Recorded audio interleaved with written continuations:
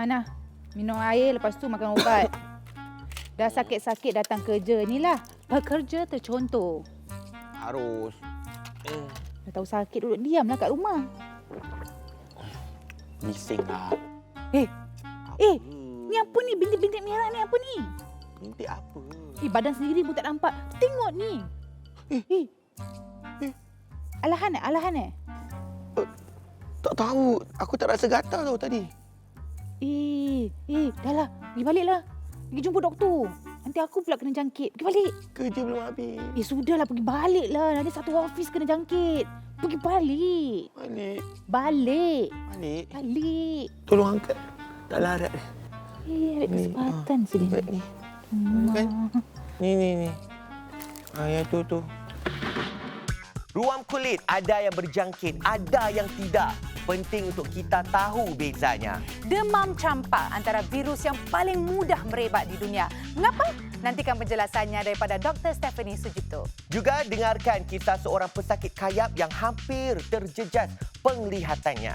Mari kita kenali pelbagai jenis ruam dan langkah awal yang perlu diambil. Semua ini dalam Sembang Sihat.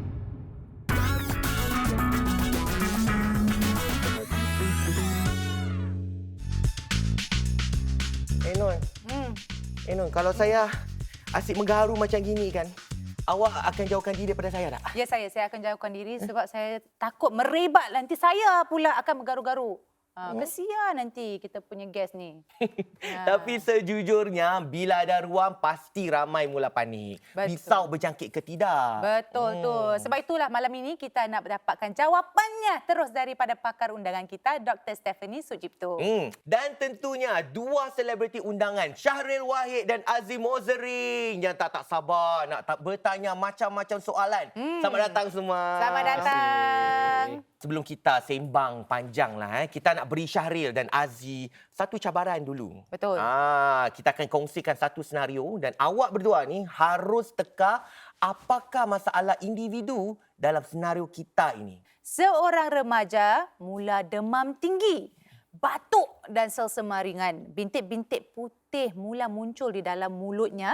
Beberapa hari kemudian, bintik-bintik merah pula timbul di muka dan mula merebak ke seluruh badan. Pada pendapat saya lah, Apa dia? tak chicken pox atau cacar. Mungkin alahan kepada makanan ataupun dia debu. Dua jawapan yang sangat berbeza. Tapi tak apa, kita tanya Dr. Stephanie, apa masalah remaja ini, Doktor? Itu bukan chicken pox atau cacar, juga bukan alergi atau alahan. Ya, itu adalah demam campak. Demam campak itu measles. Okey. Mula-mula demam, panas, batuk, selesma. Selepas tu barulah ruam itu muncul. Tapi demam campak ini amat sangat mudah berjangkit. Wah, risau betul tau. Tapi macam susah nak kesan kerana ruamnya tu ambil masa untuk timbul. Betul? Betul. Dan ini memang perkara biasa. Betul, Doktor? Yes, demam campak itu ada 4 peringkat. Okey. Tempo pertama itu tempo inkubasi. Okey. Itu sekitar 6 sampai 21 hari. Pada masa inkubasi itu virus campak sudah masuk dalam badan, Okey. tetapi belum ada gejala awal. Okey. Tapi dia sudah boleh berjangkit 5 hari sebelum ruam sampaikan 4 hari setelah ruam. Tempo kedua itu tempo prodrom. Tempo prodrom itu biasa sudah mulai panas, letih, hilang selera makan. Okey. Prodrom itu yang karakteristik adalah 3C. Okey, 3C apa itu cough, batuk, coryza itu hidung berair, dan conjunctivitis mata merah. Lalu setelah itulah baru dia masuk tempo ketiga, tempo ruam. Tempo ruam boleh bertahan beberapa hari, setelah tu ruam tu hilang. Tapi kalau ruam itu agak sedikit berbeza karena ruam campak dia kasar, bintik-bintik tombok kasar. Macam sandpaper. Dan dia setelah hilang 4-5 hari dia hilang, kulitnya boleh mengelupas. Lalu pemulihan itu batuk boleh bertahan 1-2 minggu after that. Dan dia gatal-gatal kan, Doktor? Tak sangat gatal lah kalau measles. Okey. Saya nampak ada dalam senario tadi, ada bintik-bintik putih dalam mulut dia. Jadi dia ada berkaitan dengan demam campak tak, Doktor? Ya, itu namanya kita medical term adalah Koplik spot. Koplik spot itu bintik-bintik putih sedikit abu-abu, sedikit abu-abu bintik dalam mulut, biasa opposite gigi geraham belakang. Okey. Kalau dengan semua simptoms dan titik-titik putih dalam mulut, kita cukup yakin itu demam campak. Demam campak. Tapi kalau dia tak ada, bukan berarti menolak diagnosis. Doktor, sebelum saya datang ke sini, saya ada baca sedikit sebanyaklah tentang jangkitan virus ni. Saya ada baca satu fakta ni bahawa pesakit campak ni boleh menjangkiti 12 hingga 18 orang. Betul ke tak dan bagaimana ia boleh berlaku, doktor? Ya, betul. Karena penyakit campak itu, demam campak itu amat sangat mudah berjangkit. Dia boleh berjangkit lewat droplets atau titisan udara atau pula dengan kalau orang tak sengaja sentuh rembesan pernafasan atau droplets on the ground, then dia touch mata, touch mulut, tekak, dan dia boleh masuk. Kerana dia masuk itu melalui pernafasan atau melalui mucous membrane, lalu dia kasih infeksi pernafasan dulu, lalu dia pergi ke nidus limfa, and then lalu dia menjadi menyebar melalui darah. Tapi kalau orang itu sudah divaksinasi dan imun sistemnya okey, should be well protected. Baru saya faham kenapa vaksin campak ni diwajibkan sejak tahun 80-an lagi. Nasib baik saya sempat divaksin tau. Tapi saya selalu dengar orang tua katalah, demam campak ni satu fasa biasa masa kecil. Saya prihatin pada generasi yang tak divaksin. Adakah komplikasinya lebih serius bila orang dewasa dijangkiti? Macam mana? Dulu memang demam campak itu dilihat sebagai penyakit kanak-kanak biasa. Dianggap fasa wajib untuk bina imuniti semula jadi. Nak membesar lah. Tapi pandangan ini sebenarnya sudah lapuk dan sedikit berbahaya. Banyak berbahaya actually. Karena satu, dia banyak boleh sebabkan wabak. Dia very contagious, jadi sangat mudah berjangkit. Dan vaksin available dan sangat aman. Jadi vaksin MMR 2 dos, very good protection. Protection untuk measles, mumps and rubella. Bagaimana pula bagi mereka yang belum pernah kena penyakit campak atau demam campak ni? Adakah impaknya lebih dahsyat kalau mereka mendapatnya pada usia yang lebih dewasa atau lanjut? Betul, kerana kalau mereka belum pernah divaksin atau belum pernah kena campak dan mereka dah kena saat sudah dewasa, komplikasi dan impaknya mungkin lebih serius daripada kanak-kanak. Komplikasi campak bisa boleh kasihkan inflammation of the brain, inflamasi dari otak, inflamasi lapisan otak, boleh kasih imun sistem lebih rendah untuk jangka panjang juga. Okey. Baik, pernah dengar tak tentang kayap? Kayap, Shingles. shingles ya. I'm shingles and available. Lain Zuhairi. Lain. Lain. Dan sekembali nanti kita akan dengar kisah seorang pesakit yang hampir mengalami komplikasi penglihatan akibat kayap ini. Semuanya selepas ini dalam Sembang Sihat.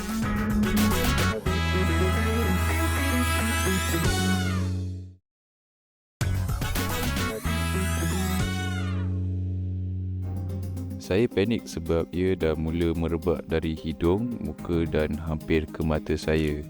Saya takut kalau jadi penyakit yang lebih bahaya. Nama saya Farajullah, umur 25. Saya kena kondisi shingles pada tahun 2023. Untuk bermula semua, saya dapat migraine selama berminggu-minggu lah. Dan seminggu lepas jumpa doktor, saya jangkit pula COVID. Saya ingatlah COVID ni yang the root of the migraine. Bila dah nak recover dan nak negatif dari COVID, baru start muncul dia punya bintik-bintik, dia punya biji-biji kat hidung saya. Saya tak rasa macam gatal ke, pedih ke, tapi rasa macam kena gigit semut lah. That's what also prompted me to go to A&E. Lepas pergi A&E untuk shingles, doktor bagi antibiotik, all the creams untuk shingles. On top of that also, I dapat eye drops and eye cream for my eyes because doktor ada bilang yang orang boleh lose the vision bila mata dia kena attack by shingles. Bila kayap dia dah spread, actually muka saya start to bengkak . Bila dia punya blister burst is bila saya tengah mandi . Nampak dia punya skin dah koyak. Over the next few time mandi, slowly dia punya skin just koyak and like break away . Bila part recovery, saya jarang keluar pasal doktor ada advice tak boleh expose ke sunlight sangat. Saya orang memang suka main bola, buat sports. So had to forgo all of that, had to stay at home. Apabila keluar dengan family, semua orang akan tengok lah. They will stare at my face, especially when the scar was very big lah. So at first self-conscious a bit, tapi after a while dah biasa dah, tak kisah. Saya bersyukur sebab saya ambil langkah untuk mengawal dan merawat kayap saya dengan segera. Saya tak dapat bayangkan kalau saya biarkan ia melarat. Inilah Sembang Sihat. Kita berkongsi jawapan tepat bagi setiap persoalan tentang kesihatan anda. Ya, dan kisah Farajula tadi buat saya sangat prihatin. Apa pandangan doktor tentang keadaannya, dan saya nak tanya bagaimana virus yang lama menyorok dalam tubuh kita boleh tiba-tiba menyerang macam gitu? Sebenarnya shingles atau kayap itu adalah virus chickenpox atau varicella. Dulu kalau kita semua masih budak-budak kecil kena chickenpox, itu the virus actually tinggal di dalam syaraf dan dia tidak aktif. Ni doktor, saya muskil sikit. Kita semua mengalami chickenpox. Jadi adakah ini bermakna kita akan mengalami kayap juga? Jadi kalau orang yang pernah kena chickenpox, mereka ada resiko untuk menyebabkan kayap when they are older. Usually the resiko itu lebih higher kalau mereka above 50 years old, atau kalau mereka punya underlying medical conditions macam autoimmune, cancer, atau stress also boleh rendahkan immune system dan sebabkan kayap itu untuk bangkit. Kalau macam tu doktor, kalau mereka yang belum pernah dapat chickenpox macam saya ni, senang tak untuk Bisa dapat terpilih nampaknya. penyakit kayap ni, atau sedang dijangkiti tak? Jadi kalau orang yang belum pernah kena chickenpox, mereka tidak boleh dapat kayap. Tapi kalau you terjumpa dengan orang yang sedang kena kayap atau chickenpox, you boleh kena chickenpox. Jadi kena berperingkat lah. Okey. Doktor, saya sebenarnya terganggu sikit dengan melihat keadaan Farajula tadi. Kata orang tu daripada kayap merebak sampai bahagian mata. Jadi benda ni boleh tak menjejas penglihatan seseorang atau pesakit tersebut? Boleh. Penyakit kayap itu berbahaya kalau dia disseminated, meaning bukan cuma satu area tapi banyak-banyak area. Atau dia juga berbahaya kalau dia kena di daerah kepala. Macam mata, hidung, telinga. Kalau dia kena mata, dia boleh kasihkan kehilangan buta atau kehilangan penglihatan. Kalau kena syaraf yang dalam telinga, orang itu boleh kehilangan pendengaran, atau boleh kerana itu kepala close dengan otak. Dia juga boleh kasihkan inflamasi otak. Satu lagi saya perasan doktor, penyakit kayap ni, ruam dia akan keluar dalam satu garisan gitu doktor. Jadi kenapa ia boleh berlaku begitu? Jadi untuk terangkan dengan lebih jelas, apa kata kita beralih ke sana? Okey, mari. Okey, mari. Kita ke sana. Saya terangkan bagaimana virus chickenpox boleh sebabkan kayap di orang dewasa. So ini anggap ini seperti badan biasa. Ini kita punya spinal cord atau saraf tunjang. Lalu kalau kita masih budak-budak kena cacar, macam di mana-mana lah, kena banyak ruam macam seluruh badan. Ini seseorang yang dijangkiti cacar lah. Jangkiti cacar biasa dia punya cacar itu tersebar di seluruh badan. Atau orang dewasa yang... Orang dewasa pun boleh kena. Okey. Jadi kalau dia ruam sudah selesai, sudah heal, itu virus tidak semuanya pergi dari badan. Dia sembunyi. Dia tidur. Tidur di dalam, dia tidur dalam syaraf situ dekat dengan tulang belakang. Tapi kalau orang itu punya immune system bagus, sehat, dan dia boleh kontrol, dia tidur dan tak ganggu buat macam apa-apa. Tapi kalau kita semakin tua, semakin kena penyakit atau immune system sedang rendah, dia boleh terbangun. Kalau dia terbangun, dia tak kasih macam ini. Bukan cacar lagi lah. Bukan cacar lagi. Karena dia sekarang travel, dia ikutkan syaraf-syaraf ni macam jalanan. Jadi kalau ini Orchard Road, dia jalan, dia kena Takashimaya, kena Paragon, kena macam-macam jalan sana. Shopping sana. Takashimaya, Paragon. Jadi dia kenakan satu jalanan. Tapi kalau immune system itu rendah sangat, bukan cuma satu kena, tapi nanti kena Serangoon di sini kena juga. Bukit Panjang. Bukit Panjang boleh kena, Jurong East boleh kena. Jadi dia bolehkan kasih what we Traveller call tiba-tiba. Dan Ya. virus ni. Dia jalan ke mana-mana. yes. Aduh, payah. Dan itu what we call disseminated, meaning itu lebih serius. Itu biasa kita kasih ubat antivirus karena itu berarti dia punya immune system sudah rendah dan juga kita perlu kontrol sebelum dia sebar ke otak atau ke organ-organ lain. Bisa kena ke paru-paru juga. Saya pernah dengar orang kata walaupun ruam kayap ni dah hilang tapi sakitnya masih boleh terasa seperti kena kejutan elektrik. Jadi betulkah kayap boleh tinggalkan kesan sebegitu, doktor? Ya, jadi kayap itu most time tak sebabkan maut tapi sebabkan banyak sekali teruk sakit lah. Sakit sangat karena selama dia travel sini dia rosakkan dia punya nerve, dia punya syaraf, menyebabkan isyarat sakit dihantar ke otak berlebihan. Dan ada sebuah kajian yang menyatakan lebih 9 daripada 10 rakyat berusia 50 tahun ke atas berisiko mendapat kayap. Dan dianggarkan terdapat sekitar 30,000 kes baru kayap setiap tahun di Singapura. Dan menurut Pusat Kawalan dan Pencegahan Penyakit Singapura, 1 daripada 5 pesakit kayap akan mengalami komplikasi. Aduh. Dan mungkin sebab itu vaksin kayap kini diberikan subsidi oleh pemerintah. Jadi adakah vaksin ini terbuka dan digalakkan untuk sesiapa sahaja, doktor? Betul, sekarang vaksin kayap itu called shingles vaccine.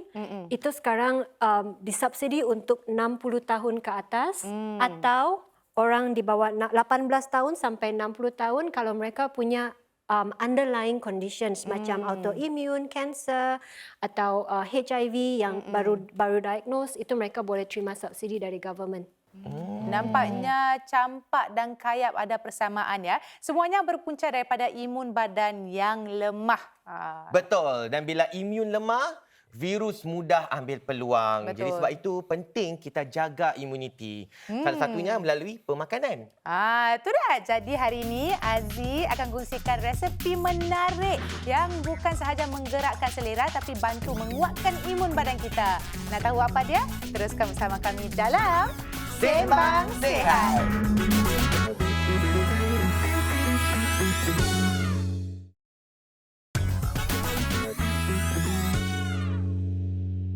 Hai semua, hari Aziz akan merasa 2 jenis jus dengan perbezaan bahan-bahan di dalamnya yang akan membantu meningkatkan dan menguatkan imun sistem badan kita dan menghempuskan bakteria-bakteria dalam tubuh badan kita.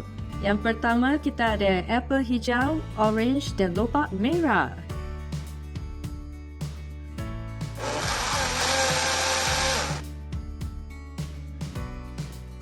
Yang kedua, kita ada buah semangka, strawberry dan susu almond.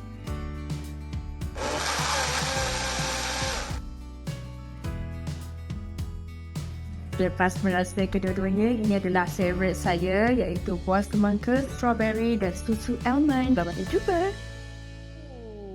Wah, Aziz. Macam seronok pula tengok awak cuba macam-macam jus untuk kuatkan imun badan. Betul tu. Jadi doktor, bagaimana usaha-usaha seperti Aziz buat tadi boleh meningkatkan imuniti badan kita? Pemakanan seimbang itu sangat bantu menyokong sistem imun. Tapi tak jamin elak penyakit, tapi itu sangat membantulah.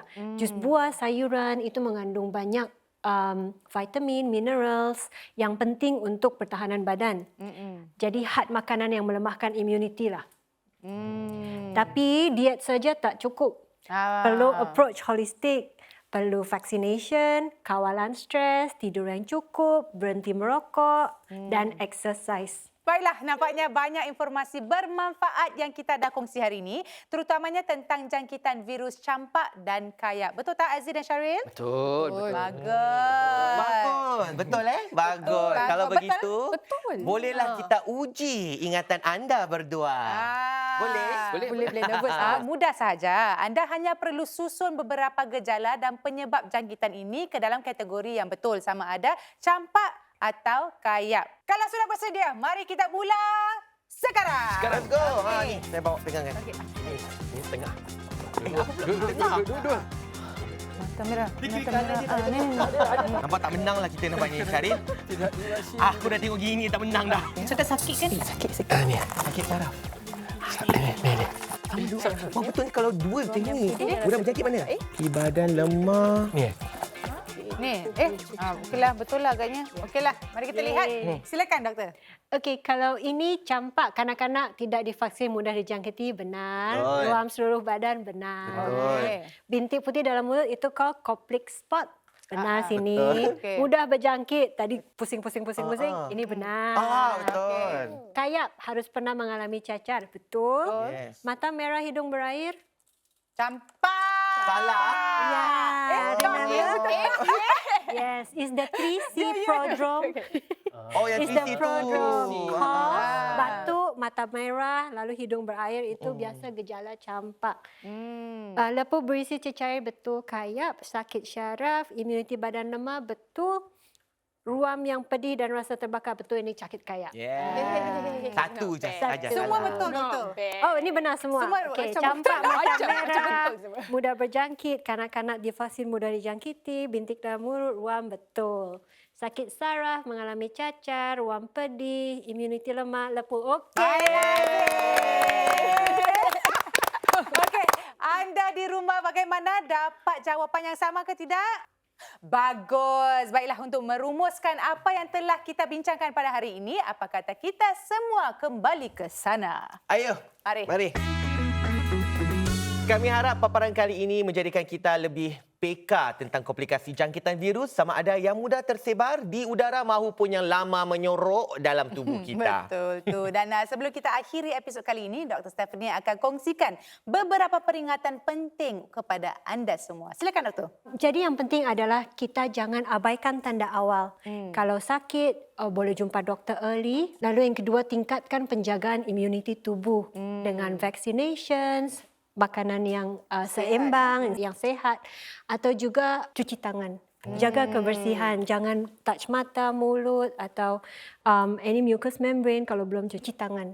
Lalu remember, pencegahan hari ini adalah keselamatan hari esok. Betul. Terima kasih Dr. Stephanie Sucipto atas perkongsian yang sangat bermanfaat serta Syahril dan Aziz kerana memeriahkan episod kita kali ini. Terima kasih. Sampai di sini sahaja episod kali ini. Kita jumpa lagi dalam Sembang Sihat.